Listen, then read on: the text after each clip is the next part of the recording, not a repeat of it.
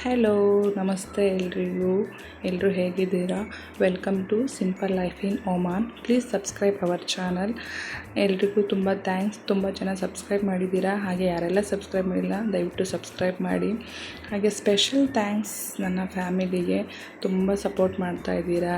ನನ್ನ ಅಕ್ಕ, ಭಾವ, ಹಾಗೆಯೇ ನನ್ನ ಕಸಿನ್ ಸಿಸ್ಟರ್ಸ್ ಎಲ್ಲರೂ ತುಂಬ ಸಪೋರ್ಟ್ ಮಾಡ್ತಾಯಿದ್ದೀರಾ. ಹಾಗೆ ನನ್ನ ಫ್ಯಾಮಿಲಿ ಎಲ್ರಿಗೂ ತುಂಬ ಥ್ಯಾಂಕ್ಸ್. ಎಲ್ರಿಗೂ ರಿಯಾಕ್ಷನ್ ಹೇಗಿರುತ್ತೋ ಅಂತ ತುಂಬ ವೆಯ್ಟ್ ಮಾಡ್ತಿದ್ದೆ. ಎಲ್ರಿಗೂ ತುಂಬ ತುಂಬ ತುಂಬ ಥ್ಯಾಂಕ್ಸ್. ನಾವೀಗ ನನ್ನ ಮಗನಿಗೆ ಮ್ಯೂಸಿಕ್ ಕ್ಲಾಸ್ ಇದೆ, ಅದಕ್ಕೋಸ್ಕರ ಅವನಿಗೆ ಡ್ರಾಪ್ ಮಾಡಿಬರೋಣ ಅಂತ ಹೋಗ್ತಾ ಇದ್ದೀವಿ. ಅವನಿಗೆ 5 to 7:30 ತನಕ ಮ್ಯೂಸಿಕ್ ಕ್ಲಾಸ್ ಇದೆ. ನೀವಿಲ್ಲಿ ನೋಡ್ಬೋದು, ಇಲ್ಲೂ ಒಂದು ಮಾಸ್ಕ್ ಕಾಣ್ತಾ ಇದೆ. ಹಾಗೆ ನಮ್ಮನೆ ಹತ್ರ ಇರೋ ಮಾಸ್ಕು ತುಂಬ ಫೇಮಸ್ ಇದೆ. ತುಂಬ ಜನ ವಿಸಿಟ್ ಮಾಡ್ತಾ ಇರ್ತಾರೆ ಅಲ್ಲಿಗೆ. ಅದು one of the famous tourist place ಅಂತಲೇ ಹೇಳ್ಬೋದು. ನಾವೀಗ ನನ್ನ ಮಗನಿಗೆ ಡ್ರಾಪ್ ಮಾಡಿ ನಮಗೆ ಸ್ವಲ್ಪ ಕೆಲಸ ಇತ್ತು ಅಂತ ಹೊರಗಡೆ ಹೋಗ್ತಾ ಇದ್ದೀವಿ. ನನ್ನ ಮಗ ಕ್ಲಾಸ್ ಮುಗಿಸಿ ಬರೋದ್ರೊಳಗೆ ನಾವು ಬೇರೆ ಕೆಲಸನೆಲ್ಲ ಮಾಡ್ಕೊಳ್ಳೋಣ ಅಂತ ಹೋಗ್ತಾ ಇದ್ದೀವಿ. ಏನಿಲ್ಲ, ಸ್ವಲ್ಪ ಮನೆಗೆಲ್ಲ ದಿನಸಿ ಬೇಕಿತ್ತು, ಅದನ್ನೆಲ್ಲ ತೊಗೊಂಬರೋಣ ಅಂತ. ಇಲ್ಲೇನು ಮಾಡಲಿಕ್ಕಾಗಲ್ಲ. ನಮ್ಮ ಕಡೆ ಎಲ್ಲ ಇರೋ ಥರ ಸಣ್ಣ ಸಣ್ಣ ಪ್ರಾವಿಷನ್ ಸ್ಟೋರ್ಸು ಆ ಥರ ಎಲ್ಲ ಇರೋಲ್ಲ. ಏನೇ ಬೇಕಿದ್ದರೂ ಈ ಥರ ಮಾಲ್ಗಳಿಗೆ ಇಲ್ಲ ಕಮರ್ಷಿಯಲ್ ಮಾರ್ಕೆಟ್ಗಳಿಗೆ ಹೋಗಬೇಕಾಗತ್ತೆ. ನೀವಿಲ್ಲಿ ನೋಡ್ತಿರೋದು ಸ್ಮಾಲ್ ಸ್ಟ್ರೀಟ್ಸು ಇಲ್ಲಿಂದು. ಬಟ್ ಎಷ್ಟು ಕ್ಲೀನಾಗಿದೆ, ನೀಟಾಗಿದೆ, ಎಷ್ಟು ಕ್ಲೀನ್ನೆಸ್ ಮೇಂಟೈನ್ ಮಾಡಿದ್ದಾರೆ ಅಂತ ನೋಡ್ಬೋದು. ಇಲ್ಲಿನ ಸ್ಮಾಲ್ ಸ್ಟ್ರೀಟ್ಗಳು ಸಮೇತ ಎಷ್ಟು ಕ್ಲೀನಾಗಿ ಇಟ್ಕೊತಾರೆ ಅಂದರೆ ಅಷ್ಟು ಕ್ಲೀನಾಗಿ ಇಟ್ಕೊತಾರೆ. ಇದೆಲ್ಲ ನೋಡಿ ಖುಷಿ ಅನಿಸುತ್ತೆ. ಆ್ಯಕ್ಚುಲಿ ನಾವು ಇದನ್ನೆಲ್ಲ ಫಾಲೋ ಅಪ್ ಮಾಡೋದು ತುಂಬ ಇರುತ್ತೆ. ಕ್ಲೀನ್ಲಿನೆಸ್ಸಿಗೆ ಮಾತ್ರ ತುಂಬ ಇಂಪಾರ್ಟೆನ್ಸ್ ಕೊಡ್ತಾರೆ. ಈಗ ನಾವು ಓಲ್ಡ್ ಲುಲು ಕಡೆ ಹೋಗೋಣ ಅಂತ ಹೋಗ್ತಾ ಇದ್ದೀವಿ, ಯಾಕಂದರೆ ನಿಯರ್ ಬೈ ಆಗೋದು ಅದೇ ಮಾಲ್ ಇಲ್ಲಿ. ಈಗ ನಾವು ಮೇಯ್ನ್ ರೋಡಿಗೆ ಹೋಗಬೇಕು ಅಂದರೆ ಆ ಕಡೆಯಿಂದ ಹೋಗಬೇಕು. ಇದೆಲ್ಲ ಸ್ಮಾಲ್ ಸ್ಟ್ರೀಟ್ ಥರ. ಬಟ್ ನೀವಿಲ್ಲಿ ನೋಡ್ಬೋದು, ಎಲ್ಲ ಕಡೆ ಟ್ರಾಫಿಕ್ ರೂಲ್ಸ್ಗಳನ್ನು ಫಾಲೋ ಅಪ್ ಮಾಡಲೇಬೇಕು. ಇದು ಸ್ಮಾಲ್ ಸ್ಟ್ರೀಟು, ಬಟ್ ಇಲ್ಲೂ ನೀವು ನೋಡ್ಬೋದು, ಇಲ್ಲಿ ಮಸ್ಟ್ ಆ್ಯಂಡ್ ಶುಡ್ ಟ್ರಾಫಿಕ್ ರೂಲ್ಸ್ಗಳನ್ನು ಫಾಲೋ ಅಪ್ ಮಾಡಲೇಬೇಕು. ಇಲ್ಲ ಅಂತ ಅಂದರೆ ಸಾಕಷ್ಟು ಫೈನ್ ಹಾಕ್ತಾರೆ. ಈಗ ನಾವಿಲ್ಲಿ ಈ ಸಿಗ್ನಲ್ನ ಪಾಸ್ ಆಗಿಬಿಟ್ಟು ಮುಂದೆ ಹೋಗಬೇಕು. ನೀವಿಲ್ಲಿ ನೋಡ್ಬೋದು, ಇದು ಸ್ಮಾಲ್ ಒಂದು ಸ್ಟ್ರೀಟು, ಬಟ್ ಇಲ್ಲೂ ಕೂಡ ಟ್ರಾಫಿಕ್ ಸಿಗ್ನಲ್ ಇದೆ. ಇದನ್ನು ಎಲ್ಲರೂ ಮಿಸ್ ಆಯಿತು ಅಂದರೆ ಫೈನ್ ಕಟ್ಟಲಿಕ್ಕೂ ರೆಡಿಯಾಗಿರಬೇಕು. ಈಗ ನಾವು ಓಲ್ಡ್ ಲುಲು ಹೋಗೋಣ ಅಂಥೇಳಿ ಹೋಗ್ತಾ ಇದ್ದೀವಿ. ಈಗ ಇವನ್ ಕ್ಲಾಸಿಗೆ ನಮಗೆ ನಿಯರ್ ಬೈ ಇರೋದು ಅದೇ ಆಗಿರುತ್ತೆ. ಇಲ್ಲೂ ಚೆನ್ನಾಗಿ ಸಿಗುತ್ತೆ ಎಲ್ಲ. ಮೇಯ್ನ್ಲಿ ಕ್ಲಾತ್ ತುಂಬ ಚೆನ್ನಾಗಿ ಸಿಗುತ್ತೆ. ಬಟ್ಟೆಗಳ ಕಲೆಕ್ಷನ್ಸ್ ಇಲ್ಲಿ ಜಾಸ್ತಿಯಾಗಿ ಚೆನ್ನಾಗೇ ಇರುತ್ತೆ. ನೀವು ಇಲ್ಲಿ ನೋಡ್ಬೋದು, ಇಲ್ಲಿ ಏನಿದ್ರು 9ನೇ ಫ್ಲೋರ್ ತನಕ ಅಷ್ಟೇ ಬಿಲ್ಡಿಂಗನ್ನು ಕಟ್ಟೋಕ್ಕೆ ಪರ್ಮಿಷನ್ ಇರುತ್ತೆ. ನಾವಿಲ್ಲಿ ನಿಯರ್ಲಿ ಓಲ್ಡ್ ಲುಲು ಹತ್ರ ಬಂದ್ವಿ. ಸ್ವಲ್ಪ ಬಟ್ಟೆಗಳೆಲ್ಲ ಬೇಕಿತ್ತು ಮಕ್ಕಳಿಗೆ, ಅದನ್ನೇ ನೋಡೋಣ ಅಂತ ಬಂದ್ವಿ. ಆ್ಯಕ್ಚುಲಿ ಈದ್ ಫೆಸ್ಟಿವಲ್ದು ಆಫರ್ ಇತ್ತು ಅಂತ ಬಂದ್ವಿ, ಬಟ್ ಆಲ್ರೆಡಿ ಇದು ಕಂಪ್ಲೀಟ್ ಆಗಿಬಿಟ್ಟಿದೆ. ಹಾಗೆಯೇ ಬೇರೆ ಬಟ್ಟೆಗಳನ್ನ ತೊಗೊಂಡು ಬಂದ್ವಿ. ಇಲ್ಲಿ ಫುಲ್ ಡ್ರೈ ಫ್ರೂಟ್ ಸೆಕ್ಷನ್ನು. ಇಲ್ಲಿ ಮೀನುಗಳನ್ನೆಲ್ಲ ನೋಡ್ಬೋದು. ವೆರೈಟೀಸ್ ಆಫ್ ಫಿಶಸ್ನ ನೀವಿಲ್ಲಿ ನೋಡ್ಬೋದು. ಈ ಮೀನು ತುಂಬ ಚೆನ್ನಾಗಿರುತ್ತೆ. ಹಾಗೆಯೇ ಬೋನು ಕೂಡ ಜಾಸ್ತಿ ಇರೋಲ್ಲ.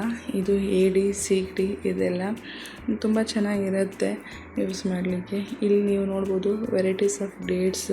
ಈ ಡೇಟ್ಸ್ಗಳು ಮಾತ್ರ ತುಂಬ ಚೆನ್ನಾಗಿರುತ್ತೆ. ಇದನ್ನೆಲ್ಲ ತಗೊಂಡು ಕ್ವಿಕ್ಕಾಗಿ ಶಾಪಿಂಗ್ ಮುಗಿಸಿ ನಮಗೆ ನಮ್ಮ ಮಗನ ಕ್ಲಾಸ್ ಬಿಡೋ ಟೈಮ್ ಆಗಿತ್ತು. ಮತ್ತು ಅವನ್ನ ಅಲ್ಲಿ ಹೋಗಿ ಪಿಕಪ್ ಮಾಡಿಕೊಂಡು ನಾವು ಮನೆಗೆ ವಾಪಸ್ ಹೊರಟ್ವಿ. ಆಲ್ರೆಡಿ ನೈಟ್ ಆಗಿದ್ದರಿಂದ ಮತ್ತು ನಾನು ವ್ಲಾಗ್ನ ಕಂಟಿನ್ಯೂ ಮಾಡಲಿಕ್ಕೆ ಹೋಗಲಿಲ್ಲ. ಹಾಗೆ ಊಟ ಮಾಡಿ ಮಲ್ಕೊಂಡ್ವಿ. ನೆಕ್ಸ್ಟು ಮರುದಿನ ವ್ಲಾಗ್ ಕಂಟಿನ್ಯೂ ಮಾಡೋಣ ಅಂತ ಹೇಳ್ಕೊಂಡು ಸುಮ್ಮನಾದೆ. ಈಗ ಇದು ಮರುದಿನದ ವ್ಲಾಗು. ನಮ್ಮ ಮನೆಯವರಿಗೆ ಡ್ಯೂಟಿ ಇತ್ತು ಅಂತ ಹೇಳಿ ನಾನು ಬೇಗ ಎದ್ದಿದ್ದೆ. ನಾನು ಆ್ಯಕ್ಚುಲಿ 4:45ಗೆಲ್ಲ ಎದ್ದಿದ್ದೆ ಇವತ್ತು. ಇಲ್ಲಿ ನೋಡ್ಬೋದು, ಇಲ್ಲೊಂದು ಪೇಂಟಿಂಗ್ದು ಪ್ರಿಂಟೌಟ್ ಹಾಕಿದ್ದೀನಿ. ನನ್ನ ಮಗನಿಗೆ ತುಂಬ ಇಷ್ಟ ಡ್ರಾಯಿಂಗ್ ಎಲ್ಲ ಮಾಡೋದು. ಆಲ್ರೆಡಿ 5 ಆಗಿದೆ. ಈಗ ಎಲ್ಲರೂ ಪ್ರೇಯರೆಲ್ಲ ಮುಗಿಸಿ ಹೋಗ್ತಾ ಇದ್ದಾರೆ. ಮಾರ್ನಿಂಗ್ ಪ್ರೇಯರೆಲ್ಲ ಮುಗಿಸಿ. ಆ್ಯಕ್ಚುಲಿ ಈ ವಿಷಯಕ್ಕೆ ಅಪ್ರಿಷಿಯೇಟ್ ಮಾಡಲೇಬೇಕು, ಅಷ್ಟು ಬೆಳಿಗ್ಗೆ ಎದ್ದು ಹೋಗ್ತಾರೆ. ಇಲ್ಲಿ ನೋಡ್ಬೋದು ಇನ್ನೂ ಎಷ್ಟೊಂದು ಕತ್ತಲಿದೆ ಅಂತ ಹೇಳಿ. ಮೊದಲಿಗೆಲ್ಲ ತುಂಬ ಭಯ ಆಗ್ತಿತ್ತು ಈ ಥರ ಹೊರಗಡೆ ಬಂದು ಕಪ್ಪು ಇರೋದೆಲ್ಲ ನೋಡುವಾಗ. ಬಟ್ ಈಗೆಲ್ಲ ಹಾಗೆ ಅನಿಸಲ್ಲ, ಅಭ್ಯಾಸ ಆಗಿದೆ. ಈಗ ನಾರ್ಮಲಿ ಇಲ್ಲೆಲ್ಲ ತುಂಬ ಬೇಗನೆ ಎಲ್ಲರೂ ಎದ್ದೇಳ್ತಾರೆ. ಯಾಕಂತ ಅಂದರೆ ಇಲ್ಲಿನ ಡ್ಯೂಟಿಗಳ ಶಿಫ್ಟ್ ಟೈಮಿಂಗ್ಸೇ ಆಗಿರುತ್ತೆ. ಯಾಕಂದರೆ ಇಲ್ಲಿ ತುಂಬ ಬಿಸಿಲಿರೋದ್ರಿಂದ ಮಾರ್ನಿಂಗ್ ಬೇಗನೆ ಸ್ಟಾರ್ಟ್ ಮಾಡ್ತಾರೆ ಕೆಲಸನೆಲ್ಲ. ಕೆಲವೊಬ್ಬರಿಗೆ ಮಾರ್ನಿಂಗ್ 7 to ಈವ್ನಿಂಗ್ 7 o'clock ತನಕ ಶಿಫ್ಟ್ ಇರುತ್ತೆ. 12 hours ಡ್ಯೂಟಿ ಇರುತ್ತೆ. ಹಾಗಾಗಿ ನಾನು ಬಿಸಿನೀರು ಮತ್ತು ಟೀ ಇಟ್ಟಿದ್ದೀನಿ. ಈಗ ಇಲ್ಲಿ ಸಬ್ಜಾ ಸೀಡ್ಸು ಮತ್ತು ಶುಂಠಿ ಲವಂಗನ ನಾನು ನಿನ್ನೆ ರಾತ್ರಿ ನೆನೆ ಹಾಕಿದ್ದೆ. ಅದನ್ನೀಗ ಮಾರ್ನಿಂಗ್ ಡ್ರಿಂಕಾಗಿ ಕುಡಿಯೋಣ ಅಂಥೇಳಿ ರೆಡಿ ಮಾಡ್ತಾಯಿದ್ದೀನಿ. ಈಗ ನಾನು ಶುಂಠಿ ಮತ್ತು ಲವಂಗದ ನೀರನ್ನು ಹಾಗೆ ಸಬ್ಜಾ ಸೀಡ್ಸ್ ನೀರನ್ನು ಇದಕ್ಕೆ ಹಾಕ್ತಾಯಿದ್ದೀನಿ. ಇದಕ್ಕೆ ಬೇಕಿದ್ರೆ ಲೆಮನ್ನು ನೀವು ಹಾಕ್ಕೊಬೋದು, ಚೆನ್ನಾಗಿರುತ್ತೆ. ಹಾಗೆ ಹನಿ ಕೂಡ ತುಂಬ ಚೆನ್ನಾಗಿರುತ್ತೆ. ಜೇನುತುಪ್ಪನೂ ಯೂಸ್ ಮಾಡಿದ್ರೆ ತುಂಬ ಚೆನ್ನಾಗಿರುತ್ತೆ. ಈಗ ಉಳಿದಿರೋಂಥ ಶುಂಠಿ ಮತ್ತು ಲವಂಗನ ನಾನು ಟೀಗೆ ಹಾಕ್ತಾಯಿದ್ದೀನಿ. ವೇಸ್ಟ್ ಮಾಡೋದು ಬೇಡ, ತುಂಬ ಫ್ಲೇವರು ಚೆನ್ನಾಗಿರುತ್ತೆ. ಅದಕ್ಕೆ 2 in 1 ಥರ ಈ ಕಡೆ ಟೀಗೂ ಆಗುತ್ತೆ, ಹಾಗೆ ನಮಗೆ ಡ್ರಿಂಕ್ಸ್ ಆಗಿ ಕುಡಿಲಿಕ್ಕೂ ಆಗುತ್ತೆ. ನನಗೀಗ ಬಿಸಿನೀರು ಮತ್ತು ಟೀಗೆ ಎಲ್ಲ ರೆಡಿ ಮಾಡಲಿಕ್ಕೆ ಸ್ಟಾರ್ಟ್ ಮಾಡ್ತಾಯಿದ್ದೀನಿ. ಟೀ ಆಯಿತು, ನಾನೀಗ ಬೆಲ್ಲನ ಹಾಕ್ತಾಯಿದ್ದೀನಿ. ಬೆಲ್ಲ ಹೆಲ್ತಿಗೆ ತುಂಬ ಒಳ್ಳೆಯದು. ಆ್ಯಕ್ಚುಲಿ ನಾನು ಯೂಸ್ ಮಾಡಿದ್ಮೇಲೆ ನನಗೆ ಗೊತ್ತಾಗಿದ್ದು, ಯಾಕಂದರೆ ನನ್ನ HB ಲೆವೆಲ್ ಯಾವಾಗಲೂ ಲೋ ಇರ್ತಿತ್ತು. ಬಟ್ ಬೆಲ್ಲ ಯೂಸ್ ಮಾಡಲಿಕ್ಕೆ ಶುರುವಾದಮೇಲೆ ನನ್ನ ಹಿಮೋಗ್ಲೋಬಿನ್ ಲೆವೆಲ್ ಚೆನ್ನಾಗಾಗಿದೆ, ಬ್ಲಡ್ ಲೆವೆಲು ಚೆನ್ನಾಗಾಗಿದೆ. ಆ್ಯಕ್ಚುಲಿ ಹಿಮೋಗ್ಲೋಬಿನ್ ಲೆವೆಲ್ ಅಂತಾರೆ, ಬಟ್ ಗೊತ್ತಾಗಿಲ್ಲ ಅಂದವರಿಗೆ ಬ್ಲಡ್ ಕಮ್ಮಿ ಇದೆ ಅಂತಾರೆ. ಅದಕ್ಕೋಸ್ಕರ ಹೇಳ್ತಾ ಇರೋದು. ಚೆನ್ನಾಗಾಗಿದೆ. ಈಗ ನಾನು ನಮ್ಮ ಮನೆಯವರಿಗೋಸ್ಕರ ಬೆಂಡಿ ಓಟ್ಸ್ ಮಾಡ್ತಾಯಿದ್ದೀನಿ. ಇದಕ್ಕೆ ನಾನೀಗ ಬೆಂಡೆಕಾಯಿನ ಹೆಚ್ಕೊಂಡಿದ್ದೀನಿ. ಹಾಗೆಯೇ ಅದನ್ನು ಸ್ವಲ್ಪ ಫ್ರೈ ಮಾಡಿಕೊಂಡು ಹಾಕ್ತಾಯಿದ್ದೀನಿ ಕುಕ್ಕರಿಗೆ. ಇದನ್ನು ಬೆಂಡೆಕಾಯಿನ ನಮ್ಮ ಮನೆಯವರಿಗೆ ಹಾಗೆ ಹುರಿದೇ ಹಾಕಬೇಕು, ಬಟ್ ನಮಗೆ ಅದು ತುಂಬ ಇಷ್ಟ ಆಗಲ್ಲ ಅಷ್ಟೊಂದು. ಅದಕ್ಕೆ ನಾನು ಹುರಿದ್ಬಿಟ್ಟು ಹಾಕ್ತೀನಿ. ಈಗ ಸ್ವಲ್ಪ ಉಪ್ಪು ಹಾಕ್ತಾಯಿದ್ದೀನಿ. ಹಾಗೆಯೇ ಬೆಂಡೆಕಾಯಿ ಡೈಜೆಷನ್ಗೆ ತುಂಬ ಹೆಲ್ಪ್ ಮಾಡುತ್ತೆ. ಅದರಿಂದ ಬೆಂಡೆಕಾಯಿನ ಹೆಚ್ಚಿಗೆ ಯೂಸ್ ಮಾಡಿ. ಅದು ನೀರಲ್ಲಿ ಹಾಕಿಬಿಟ್ಟು ಕುಡಿಬೋದು, ಚೆನ್ನಾಗಿರುತ್ತೆ. ಉಪ್ಪು ನಿಮ್ಮ ರುಚಿಗೆ ಎಷ್ಟು ಬೇಕೋ ಅಷ್ಟು ಹಾಕ್ಕೊಳ್ಳಿ. ನಾನಿಲ್ಲಿ ಒಂದು 2 teaspoon ಉಪ್ಪು ಹಾಕಿದ್ದೀನಿ. ಹಾಗೆ ನಾನಿಲ್ಲಿ ಮೆಣಸಿನ್ಕಾಯಿನ ಯೂಸ್ ಮಾಡ್ತಿಲ್ಲ, ಹಸಿಮೆಣಸನ್ನು, ಹಾಗೆ ಕಾಳು ಮೆಣಸಿನ ಪುಡಿನ ಯೂಸ್ ಮಾಡ್ತಾಯಿದ್ದೀನಿ. ಸ್ವಲ್ಪ ಶುಂಠಿ ಬೆಳ್ಳುಳ್ಳಿ ಪೇಸ್ಟ್ ಹಾಕ್ಕೊಂಡು ಅದಕ್ಕೀಗ ಸ್ವಲ್ಪ ಅರಶಿನವನ್ನು ಹಾಕ್ಕೊಳ್ತಾ ಇದ್ದೀನಿ. ಇದ್ರ ಜೊತೆ ನಾನು ಓಟ್ಸ್ ಆ್ಯಡ್ ಮಾಡ್ತೀನಿ.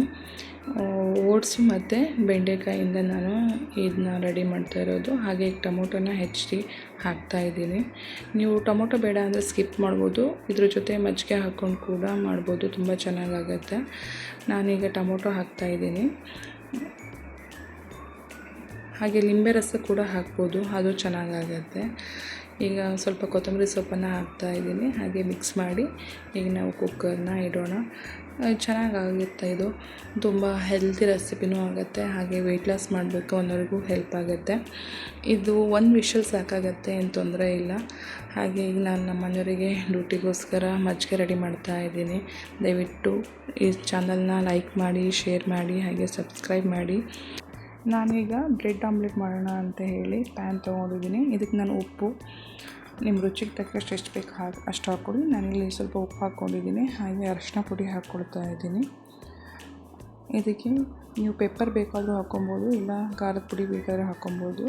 ನಾನು ಖಾರದ ಪುಡಿ ಸ್ವಲ್ಪ ಹಾಕ್ಕೊಳ್ತಾ ಇದ್ದೀನಿ. ಇದು ಮನೆಯಲ್ಲೇ ಮಾಡಿದಂಥ ಖಾರದ ಪುಡಿ, ಅದಕ್ಕೆ ಸ್ವಲ್ಪ ತರಿಯಾಗಿದೆ.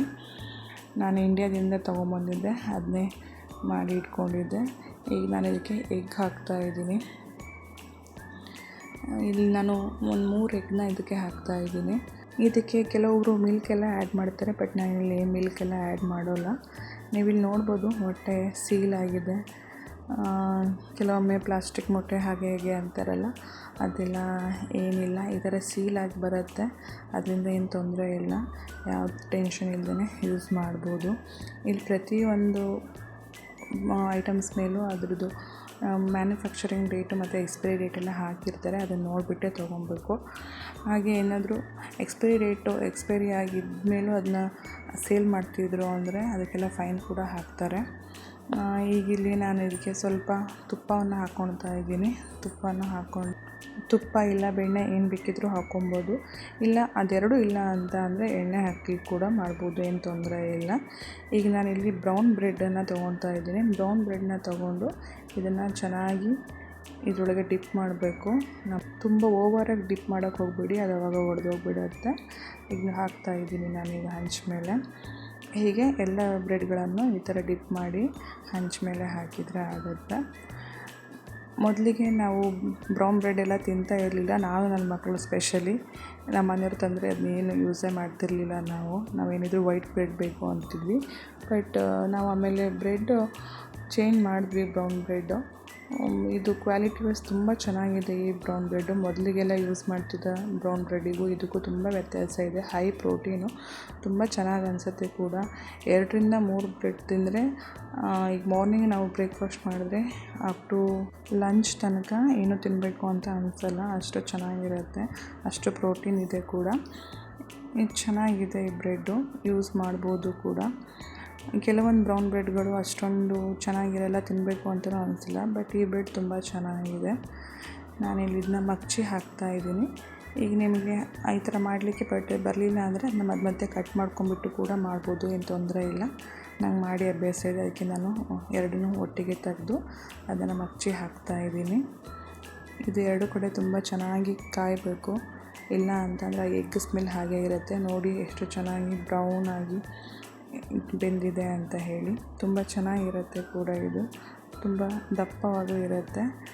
ಈಗ ನಾನು ಒಗ್ಗರಣೆಗೆ ರೆಡಿ ಮಾಡ್ತಾಯಿದ್ದೀನಿ. ನನಗೆ ಇಲ್ಲಿ ಬೆಂಡೆ ಮತ್ತು ಓಟ್ಸು ರೆಡಿಯಾಗಿದೆ. ಒಂದು ಸ್ಮಾಲ್ ಟಿಪ್ಪು ಕೂಡ ಎಲ್ರಿಗೂ, ಒಗ್ಗರಣೆಗೆ ಈ ರೀತಿ ಉದ್ದು, ಸಾಸಿವೆ ಮತ್ತು ಜೀರಿಗೆ ಒಟ್ಟಿಗೆ ಹಾಕಿಟ್ಕೊಂಡಾಗ ಎಲ್ಲ ಒಂದು ಸಾರುಗಳಿಗೂ ಅಥವಾ ಒಗ್ಗರಣೆ ತಿಂಡಿಗಳಿಗೂ ಒಟ್ಟಿಗೆ ಒಗ್ಗರಣೆ ಹಾಕ್ಲಿಕ್ಕೆ ಚೆನ್ನಾಗುತ್ತೆ. ಇಲ್ಲ ನಾವು ಒಂದು ಸತಿ ಸಾಸಿವೆ ಜೀರಿಗೆ ಹಿಂಗೆ ತಗೊಬೇಕಾಗುತ್ತೆ. ಇದು ಒಂದು ಸ್ಮಾಲ್ ಟ್ರಿಕ್ ಅಂತಲೂ ಹೇಳ್ಬೋದು.